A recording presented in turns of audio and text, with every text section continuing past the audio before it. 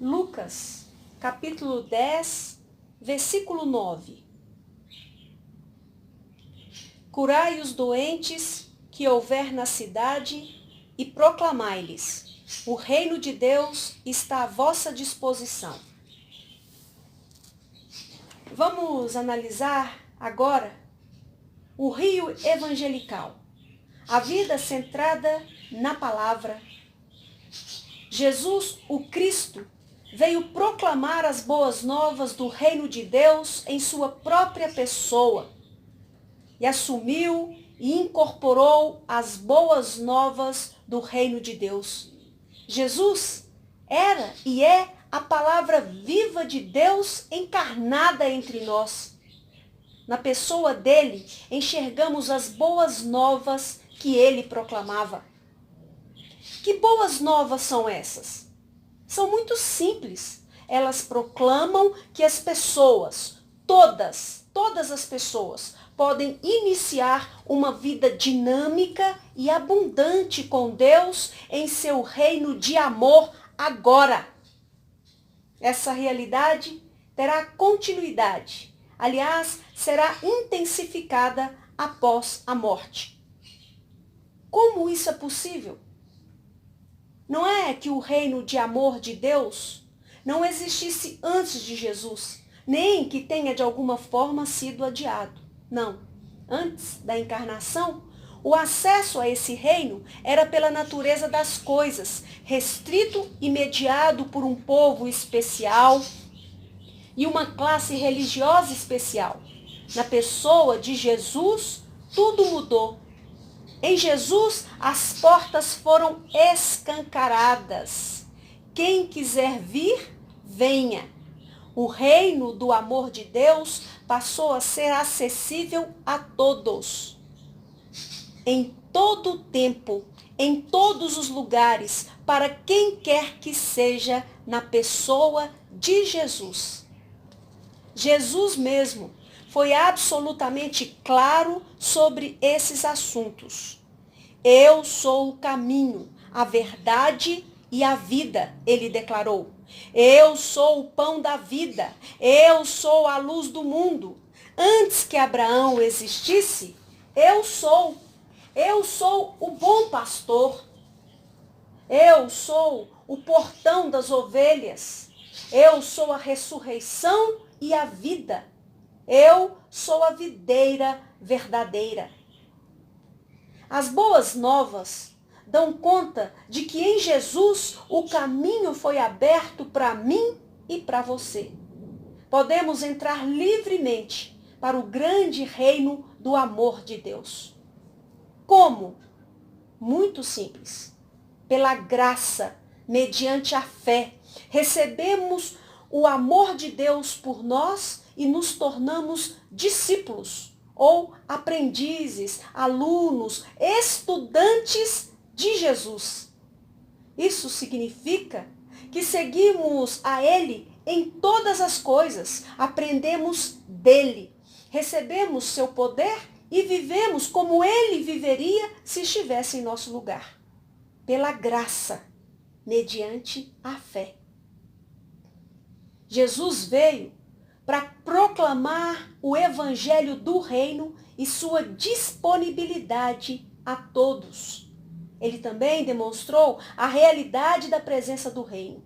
Essa ação dupla de proclamação e demonstração pode ser observada ao longo dos evangelhos. Jesus esteve por toda a Galileia, ensinando nas suas sinagogas, pregando as boas novas do reino e curando todas as enfermidades e doenças entre o povo. Como está lá em Mateus capítulo 4, versículo 23. Aqui está a proclamação da presença do reino e a demonstração desse reino na vida dele, neste caso, se encontra no ministério de cura. Esse mesmo compromisso foi comissionado aos 12 e os enviou a pregar o reino de Deus e a curar os enfermos. E eles fizeram exatamente isso. Então, eles saíram e foram pelos povoados pregando o evangelho e fazendo curas por toda parte, como está em Lucas, capítulo 9, versículo 1 ao 6. Mais uma vez, proclamação e demonstração. Ele deu exatamente a mesma missão para o grupo maior dos 70. Curem os doentes que ali houver e digam-lhes, o reino de Deus está próximo de vocês. Lucas capítulo 10, versículo 9. Proclamação e demonstração. Nessa dupla ação, podemos captar um relance de que a tradição evangelical está integrada com a tradição carismática. É claro, em Jesus, todas as tradições funcionam como uma só. É impressionante observar como as pessoas reagem às maravilhosas boas novas do reino do amor de Deus e o acesso a ele. Elas se acotovelavam. No Evangelho de Mateus, lemos que desde os dias de João Batista até agora, o reino dos céus é tomado à força, e os que usam de força se apoderam dele. Capítulo 11, versículo 12. Quando comparamos esse texto com seu paralelo em Lucas, percebemos que Mateus está usando a linguagem da força para expressar a multidão de pessoas se afunilando para entrar no reino do amor de Deus. Jesus lhes trouxe essa poderosa novidade. Elas entrariam, mas teriam de derrubar a porta para isso.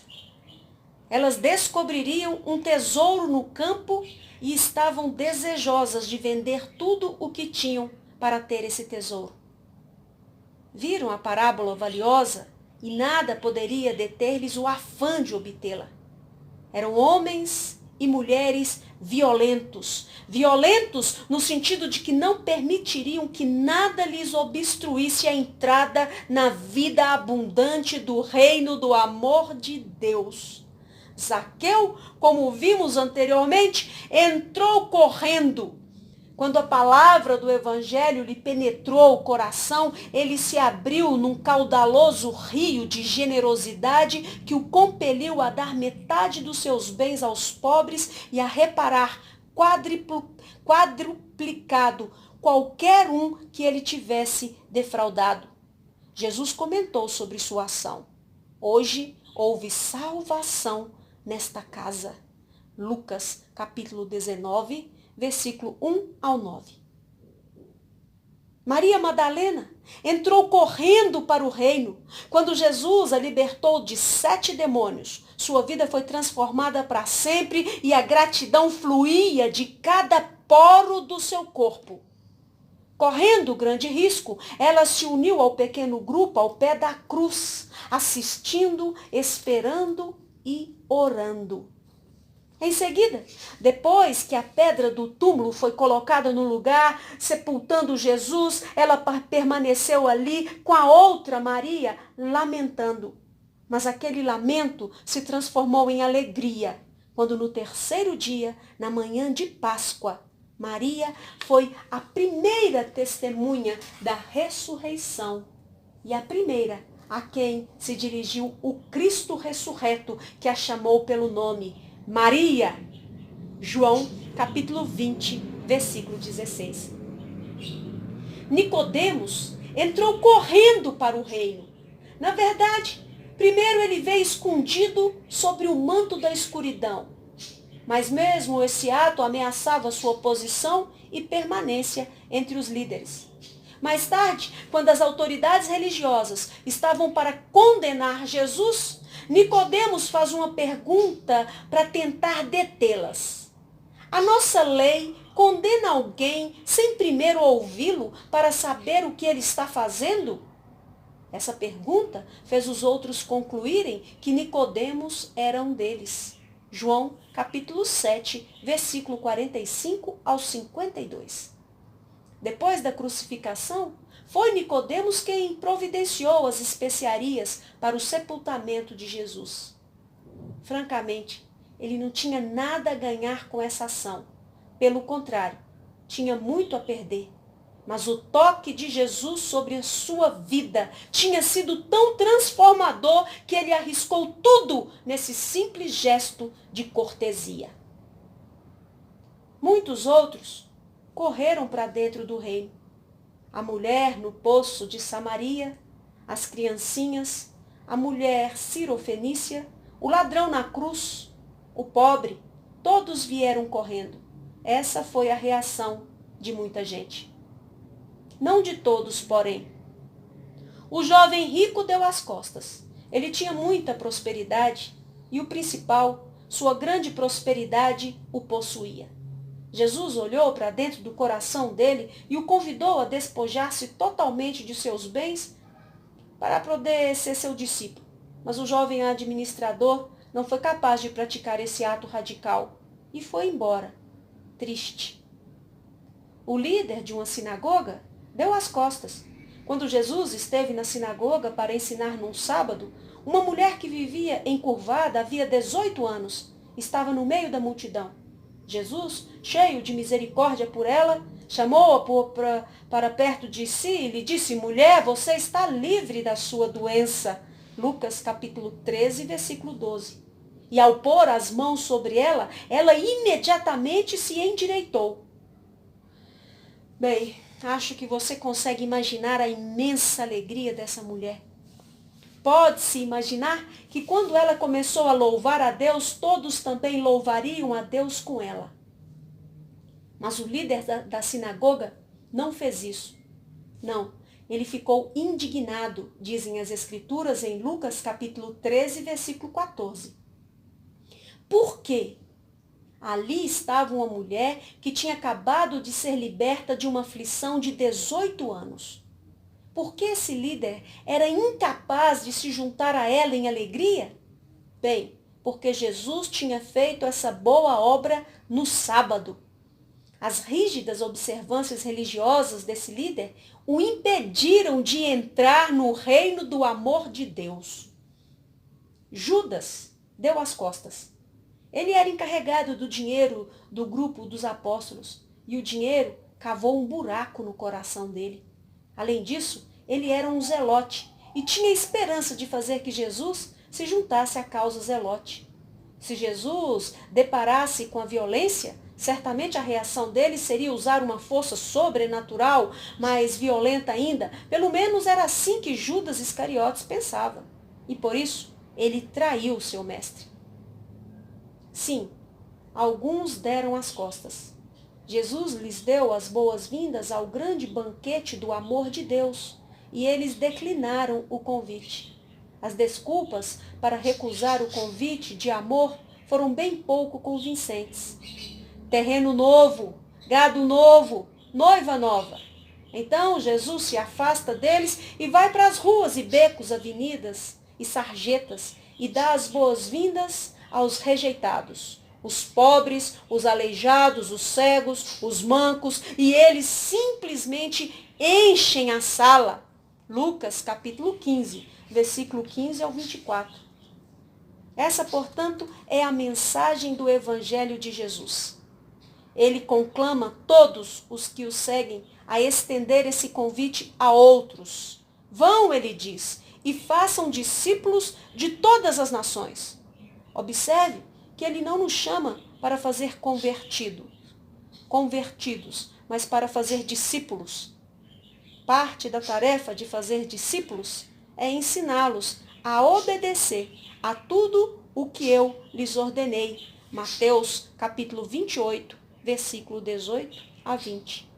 Esse é o nosso chamado e nossa comissão. E essa é a grande herança da tradição evangelical. Eu tenho certeza de que você, assim como eu, deseja levar as boas novas do reino do amor de Deus aos seus vizinhos e amigos e lhes dar as boas-vindas quando entrarem. Se é assim, estamos seguindo Jesus e ele nos mostrou o caminho. Que Deus te abençoe, que o Senhor te use com poder e com graça e que a sua vida seja testemunho para que muitos venham a confessar Jesus como Senhor e Salvador das suas vidas. Que Deus nos abençoe e nos ajude, em nome de Jesus. Amém.